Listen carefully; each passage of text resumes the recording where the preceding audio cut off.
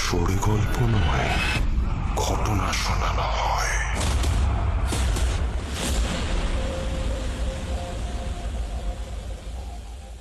একটু বলে দিই, আজকে দুটো ছোট ঘটনা রয়েছে, আর আমাদের কিন্তু এই দুটো ছোট ঘটনা দিয়েই আজকে ভয় পেতে হবে।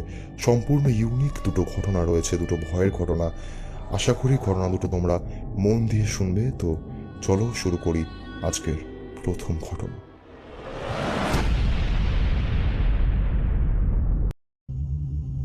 আমার কলেজ ছিল আমার বাড়ি থেকে দূরে। প্রত্যেক দিন কলেজ থেকে বাড়ি ফিরতে আমার সন্ধে 6টা-7টা বেজে যেত, আর প্রতিদিনই বাড়ি ফিরতাম বাসে করে। ঘটনাটা ঘটে সেদিন আমি কলেজ যাই এবং আমার এক বন্ধু বলে, ফিরোজ, আজ আর ক্লাস করবো না, একটা জায়গা আছে, ওখানে আড্ডা দিতে যাই। সেই জায়গাটাও ছিল কলেজ থেকে অনেকটাই দূরে, প্রায় আরো 20 কিলোমিটার মতো। যেমন কথা তেমন কাজ, সকাল সকাল কলেজের নাম করে আমরা বেরিয়ে পড়ি সেই আড্ডা দেওয়ার জায়গার উদ্দেশ্যে। সেখানে পৌঁছাতে পৌঁছাতে আমাদের প্রায় দুপুর হয়ে গিয়েছিল। যেহেতু জায়গাটা ছিল খুবই জমজমাট এবং মজার একটি জায়গা, তাই সারাদিন অনেক মজা ও আড্ডা দেওয়ার পর খাওয়া দাওয়া করতে করতে কখন যে সন্ধে নেমে এসেছিল আমরা বুঝতেই পারিনি। যেহেতু অনেকটা রাস্তা বাসে ফিরতে হবে, আর তার মধ্যে অনেকটা দেরি হয়ে গিয়েছিল, তাই আর বেশি কিছু না ভেবে আমরা বাড়ি ফেরার উদ্দেশ্যে বাসে উঠে পড়ি। 6টা বেজে গিয়েছে। রাস্তা দিয়ে যেতে যেতে বুঝতে পারলাম বাড়ি ফিরতে অনেকটাই রাত হয়ে যাবে। সেই বন্ধু তারপর তার স্টপেজ আসাতে সে বাস থেকে নেমে যায় এবং বাকি সব স্টপেজ আস্তে আস্তে বাস অনেকটাই ফাঁকা হয়ে যায়। আমিও যেহেতু অনেকটাই ক্লান্ত হয়ে পড়েছিলাম, তাই কখন যে আমার চোখ লেগে যায় আমি বুঝতে পারিনি। এরপর ঠিক তখন রাত 10টা বাজে। এমন সময় আমার ঘুম ভাঙলো বাসের কন্ডাক্টরের ডাকে। উনি আমাকে বললেন, তোমার স্টপেজ চলে এসছে। বাস থেকে নামার পর আমি দেখলাম আশপাশ পুরোপুরি অন্ধকার, যেন আমি কিছুই চিনতে পারছি না। এবং সেই সময় আমি লক্ষ্য করলাম আমার ফোনে নেটওয়ার্ক নেই। অনেক ভাবার পর আমি হাঁটতে থাকলাম সামনের দিকে। ঠিক কিছুটা এগোতেই আমি লক্ষ্য করলাম একটা বাস দূর থেকে আসছে। আমি ভাবলাম ওই বাসটাকে থামিয়ে জিজ্ঞেস করব। যেমন ভাবনা তেমন কাজ, আমি বাসটাকে দূর থেকে হাত দেখাতে যাব, ঠিক এমন সময় হঠাৎ করে একজন মানুষ ওই চলন্ত বাসের সামনে এসে বসে পড়ল, আর ওই বাসটি মানুষটাকে পিষে দিয়ে চলে গেল। আমি এই দৃশ্য দেখার পর সামনে দৌড়ে গেলাম, গিয়ে দেখলাম এক ফোঁটা রক্তের চিহ্ন পর্যন্ত সেখানে নেই। তাহলে আমি এক্ষুনি কি দেখলাম? কোনো অশুভ জিনিস দেখলাম? এইসব ভাবছি, এমন অবস্থায় কে যেন একটা আমার নাম ধরে ডাকলো, ফিরোজ, বাড়ি যাবি না? আমি সঙ্গে সঙ্গে পেছনে দেখলাম সাদা পাজামা পাঞ্জাবি পরা, কি বিকট তার দুটো চোখ। সে আমার দিকে তাকিয়ে একটা কুৎসিত হাসি হেসে আমাকে তার কাছে হাত বাড়িয়ে ডাকছে। এই দেখে আমি খুব ভয় পেয়ে গিয়ে দৌড়ে সামনের দিকে এগোতে গিয়ে হঠাৎ কিসে যেন একটা হোঁচট খেয়ে রাস্তায় পড়ে গেলাম। চোখ খুলে দেখি সেই লোকটি এবার একদম আমার সামনে দাঁড়িয়ে আছে। আমি স্পষ্ট দেখলাম সেই লোকটির কোনো পা নেই, সে যেন হাওয়ায় ভাসছে আর আমার নাম ধরে বারবার বলছে, চল, বাড়ি যাবি না? আমি প্রচণ্ড ভয় পেয়ে ওখানেই অজ্ঞান হয়ে যাই। যখন জ্ঞান ফেরে আমি চোখ খুলে দেখি, আমি চোখ খুলে যা দেখলাম তা দেখে আমি অবাক হয়ে গেলাম। আমি দেখলাম আমি আমার বাসার সামনেই একটি জায়গায় পড়ে রয়েছি। আমি কোনো রকম উঠলাম, উঠে সঙ্গে সঙ্গে বাড়ি ফিরলাম। এরপর বাড়ি ফিরে আমি বাড়ির লোককে সব জানাই কেন আমি আগের দিন বাড়ি ফিরতে পারিনি, এবং আমার কথা স্বাভাবিকভাবেই কিছুই বিশ্বাস করলো না, আমাকে প্রচণ্ড বকাবকি করলো। যাই হোক, তারপর সব ঠিক ছিল। রাতে খাওয়া দাওয়া সেরে ঘুমোতে যাই। এরপর একটা স্বপ্ন দেখি আমি, এবং সেই স্বপ্নে আমি যা দেখি জিনিসটা কিছুটা এইরকম। আমি হঠাৎ দেখছি আমার সামনে কেউ একটা বসে রয়েছে। ভালো করে লক্ষ্য করতে দেখলাম সে বসে কিছু একটার হাড় কটমট করে চিবিয়ে চিবিয়ে খাচ্ছে। এই দেখে আমার সঙ্গে সঙ্গে ঘুম ভেঙে যায়, এবং চোখ খুলতেই আমি দেখি আমার পাশ থেকে কেউ যেন একটা হেঁটে চলে গেল। ঠিক সেই মুহূর্তেই কেউ যেন আমার কানের পাশে এসে বলে গেল, তোকে আজ আমি নিয়েই যাব। আমি আবার প্রচন্ড ভয়ে চিৎকার করে জ্ঞান হারিয়ে ফেলি জ্ঞান ফিরতে দেখি আমার পাশে আমার মা বাবা দুজনেই বসে রয়েছে। ওরা অনেকবার আমাকে ডাকাডাকি করছে এবং একটাই কথা জিজ্ঞেস করছে আমি চিৎকার কেন করলাম। এরপর আমি সমস্ত ঘটনা আমি তাদেরকে জানাই এবং পরের দিন সকাল হতেই আমাকে এক কবিরাজের কাছে নিয়ে যায় তারা। কবিরাজ আমাকে দেখে একটি তাবিজ দেন এবং আমাকে এই তাবিজটি পড়ে থাকার জন্য বলেন। এটাও বলেন, যাকে তুই নিয়ে এসেছিস তোর অনেক বড় ক্ষতি করতে পারত, তবে এখন আর ভয় নেই, এখন আর কিচ্ছু হবে না। এই বলে উনি বাড়ি পাঠিয়ে দেন। সত্যি বলতে এইরকম কিছু আর কোনোদিন হয়নি। আমি আজও বুঝে উঠতে পারিনি যে সেদিনকে ঠিক আমার সঙ্গে কি ঘটেছিল এবং তার পরের দিনকে রাত্রেবেলা আমার সঙ্গে কি ঘটেছিল। এই ছিল আমার সাথে ঘটা একটা সত্যি ভৌতিক অভিজ্ঞতা। যতটা পেরেছি দাদা গুছিয়ে লেখার চেষ্টা করেছি। অপেক্ষায় থাকবো তোমার চ্যানেলে এই ঘটনাটা শোনার জন্য। কোনো আসরে গল্প নয়, ঘটনা শোনানো হয়।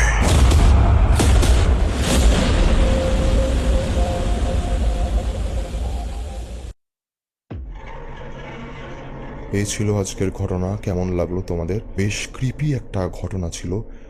ঘটনাটা যখন আমি পাই, মানে যিনি পাঠিয়েছেন, তারপর আমি যখন ঘটনাটা প্রথমবার পড়ি, পড়ার পর আমি তাকে জিজ্ঞাসা করি যে এই যে ঘটনাটা তার সঙ্গে ঘটে গিয়েছে, যেটা বলে উনি দাবি করছেন, এটা কি সত্যি উনি এক্সপিরিয়েন্স করেছেন? মানে এরকম কিছু কি সত্যি উনি এক্সপিরিয়েন্স করেছেন? আমি সত্যি বিশ্বাস করতে পারছিলাম না যে এমনও কিছু বাস্তবে ঘটতে পারে। তো এই কথাটা জিজ্ঞাসা করার পর উনি যখন আমাকে রিপ্লাইটা একটা ভয়েসে ছিল। ভয়েসে যেটা উনি বলেছেন, কথাটা কিন্তু একদমই ফেলে দেওয়ার মতো না। উনি বলেছেন, বিশ্বাস করবে কি করবে না পুরোটাই তোমার ওপর ছেড়ে দিলাম, কিন্তু এই সব ঘটনা যাদের সঙ্গে ঘটে তারাই বোঝে। আমি এই ভয়েসটা শুনে পুরো চুপ হয়ে যাই। তো যাই হোক, অনেক ধন্যবাদ ফিরোজকে ঘটনাটা শেয়ার করার জন্য, ঘটনাটা এই ভুতুরে শ্রোতাদের সঙ্গে শেয়ার করার জন্য। ঘটনাটা আমার এক বন্ধুর মুখ থেকে শোনা। সে ঠিক যেভাবে আমাকে বলেছিল আমি সেভাবেই লেখার চেষ্টা করলাম। ঘটনাটা 2005 সালের একটা ঘটনা। আমরা তখন সদ্য HSC পরীক্ষা দিয়ে আমাদের এক বন্ধুর বাড়িতে ঘুরতে গিয়েছি। আমরা 4 বন্ধু সারাদিন ঘোরাফেরার পর যখন বন্ধুর দাদুর বাড়িতে যাই, তখন আমাদের থাকার জন্য সেখানে একটি ঘরের ব্যবস্থা করে দেওয়া হয়। ঘটনা সূত্রে জানিয়ে দিই, ঘরটি ছিল ছাদের একটি ঘর এবং সেই ঘরেই আমাদের থাকার ব্যবস্থা করে দেওয়া হয়েছিল। যাই হোক, আমরা ওই ছাদের ঘরে ঢুকি এবং ঘরে ঢুকেই দেখতে পাই দেওয়ালে অনেক জায়গায় সূরা আয়াত লেখা রয়েছে। মনে কৌতূহল নিয়ে বন্ধুর কাছে জানতে চাইলাম। তখন সে বলল ওই ঘরে নাকি আগে অনেক রকমের প্যারানর্মাল অ্যাক্টিভিটি হয়েছে, তাই এই ঘরে সব লেখা রয়েছে। এরপর রাতে আমরা খাওয়া দাওয়া সেরে না ঘুমিয়ে 4 জন মিলে আড্ডা দেওয়া শুরু করলাম এবং স্বাভাবিকভাবেই আমরা নতুন জায়গায় গিয়েছিলাম, তাড়াতাড়ি ঘুমাবো না, তাই আড্ডা দেওয়া শুরু করলাম এবং আড্ডার মেইন টপিক ছিল জিন বা ভূত। আমি বরাবরের মতনই আমি বললাম যে আমি এগুলোতে বিশ্বাস করি না, তবে যদি প্রমাণ পাই তাহলে বিশ্বাস করতে কোনো সমস্যা নেই।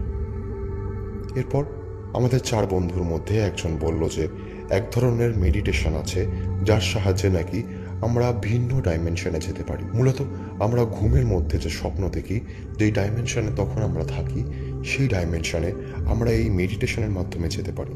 স্বপ্নে যেমন আমাদের কোনো কন্ট্রোল থাকে না, এখানে আমরা নিজেদেরকে কন্ট্রোল করতে পারবো এবং চাইলে অন্য ডাইমেনশন থেকে কাউকে এখানে ডেকেও আনতে পারবো। এই সব শুনে আমাদের মধ্যে একজন বলে ওই ডাইমেনশনে তো অনেক প্যারানর্মাল জিনিস ঘোরাফেরা করে, তো আমরা যদি ঠিকঠাকভাবে আবার ফেরত না আসতে পারি। এই প্রশ্নের উত্তরে যেই বন্ধু ওই মেডিটেশনের কথা বলেছিল সে বলল আমরা সঠিক উপায়ে যদি কাজটা করি তাহলে অবশ্যই আমরা যেতেও পারবো এবং ফিরেও আসতে পারবো। যথারীতি 4 বন্ধুর মধ্যে 3 জনের সম্মতি থাকায় আমাকেও রাজি হতে হলো। নিয়মটা হলো ঘর অন্ধকার করে পুরো চুপচাপ থেকে 3টে মোমবাতি জ্বালাতে হবে এবং ফ্যান চালানো যাবে না, এবং যদি কাউকে ডাকতে চাই তাহলে তার কথা ভাবতে হবে। সত্যি বলতে আমার সেই সময়গুলোকে একটু পাগলামি মনে হচ্ছিল। তো যাই হোক, আমিও ওই মেডিটেশনে বসলাম। চারদিক অন্ধকার, নিঝুম পরিবেশ, শুধু নিঃশ্বাসের শব্দটা শোনা যাচ্ছে। আমি কোনো কিছুতেই মনোনিবেশ করতে পারছিলাম না, তাই চুপচাপ চোখ বন্ধ করেই বসেছিলাম। 15 থেকে 20 মিনিট পর আমি লক্ষ্য করলাম আমাদের চারজনের মধ্যে একজনের নিঃশ্বাস ফেলার শব্দটা বেশ বেড়েই চলেছে। শুরুতে বেশ ইন্টারেস্টিং লাগলেও পরে বুঝতে পারলাম যে না, এটা তো স্বাভাবিক নয়। আমি তখন উঠে গিয়ে ওই বন্ধুকে নাম ধরে ডাকলাম, দেখলাম ওর কোনো রেসপন্স নেই। ও আগের মতনই জোরে জোরে নিঃশ্বাস নিচ্ছে। এরপর সঙ্গে সঙ্গে আমি বাকি বন্ধুদের ডাকলাম এবং ওরাও উঠে পড়ল। এতক্ষণে ওই যেই বন্ধুটির কথা বলছিলাম, ওর নিঃশ্বাস আরও দ্বিগুণ হয়ে উঠেছে এবং তার সাথে কেমন জানি না ও কাঁপা শুরু করে দিয়েছে। আমরা তিনজন মিলে ওকে ডাকতে থাকলাম, প্রায় ধরে ঝাঁকাতে শুরু করে দিলাম, তাও ওর কোনো পরিবর্তন নেই। এরপর ও হঠাৎই আরবি ভাষায় কি যেন একটা বলতে শুরু করে দিল। আমরা তিনজন মিলে অনেকক্ষণ ওকে ডাকতে থাকলাম। কিছুক্ষণ পর লক্ষ্য করলাম ওর দাঁত মুখ কেমন যেন একটা শক্ত হয়ে যাচ্ছে। ও চাইলেও কথা বলতে পারছে না। এরপর অনেক কষ্ট করে ওর মুখে জল দিয়ে ওকে আমরা টেনে তুললাম। ও চোখ খোলার পর আমরা লক্ষ্য করলাম একজন জলে ডুবে গেলে যেমন অবস্থা হয়, যেমনভাবে হাঁপায়, ও তেমনভাবে হাঁপাতে শুরু করে দিয়েছে। এরপর অনেক কষ্টে ওকে শান্ত করার পর ওকে জিজ্ঞাসাবাদ করতে আমরা যা জানতে পারলাম সেটা ঠিক এই রকম। ও যখন গভীরভাবে মেডিটেশন করছিল, একটা পর্যায়ে গিয়ে ওর মনে হলো ও কোনো একটা খোলামেলা জায়গায় দাঁড়িয়ে রয়েছে। চারিদিকে শুধু ধুধু অন্ধকার, সামনে কাউকে দেখা যাচ্ছে না এবং তার মধ্যেও যেন দূরে কাউকে ও দেখতে পাচ্ছে। ও সব কিছু বুঝে ওঠার আগেই হঠাৎ কেউ যেন ওর দুটো পা চেপে ধরলো, আর ও পা দুটোকে ছাড়ানোর চেষ্টা করতেই কেউ একটা ওর গলা টিপে ধরলো। আর ভাগ্যবশত সেই সময়েই ওকে আমরা টেনে তুলি। আমরা তখন ওর পা আর গলার দিকে তাকিয়ে দেখি যে হ্যাঁ, যেই জায়গাগুলো ও বলেছিল সেই জায়গাগুলোয় লাল দাগ বসে গিয়েছে। অবাক করা বিষয়, আমরা আসলেই এই দৃশ্য দেখছি। মনে হচ্ছে কেউ যেন আসলেই ওর ওই জায়গা দুটো চেপে ধরেছিল। আর সবচেয়ে অবাক করে দেওয়ার মতো বিষয় হচ্ছে এরপর কিছুক্ষণের মধ্যেই আমাদের ঘরের চালে অদ্ভুতভাবেই একটা আওয়াজ হতে শুরু করে। কে যেন খুব জোরে জোরে পা ফেলে হাঁটছে চালের ওপর। বোঝার সুবিধার্থে বলে দিই, আমরা যে ঘরটিতে ছিলাম, ঘরটি ছিল দোতলায় এবং ঘরটির কোনো ছাদ ছিল না। ঘরটির চাল ছিল টিনের চাল। যাই হোক, জানি না ওই রাতে কি হয়েছিল, তবে আমাদের কোনো ক্ষতি হয়নি। আমরা সুস্থ সবল বাড়িও ফিরে এসেছিলাম। এরপর রাহুল আরও লিখছে, আমি আমার ওই বন্ধুকে জিজ্ঞেস করলাম যে ওরা যখন ওই আওয়াজ পেল এরপর ওদের সঙ্গে ঠিক কী হলো। তখন আমার ওই বন্ধু জানায় এরপর বিভিন্ন রকমের বিভিন্ন সব অদ্ভুত এবং ভয়ানক আওয়াজ হতে থাকে। এর ফলে হয়তো আমাদের সঙ্গে খারাপ কিছু হতে পারত, কিন্তু হয়নি। এর কিছুক্ষণ পর সব আবার নর্মাল হয়ে গিয়েছিল। তো এই ছিল আমার বন্ধুর মুখ থেকে শোনা তার নিজের একটা এক্সপিরিয়েন্স।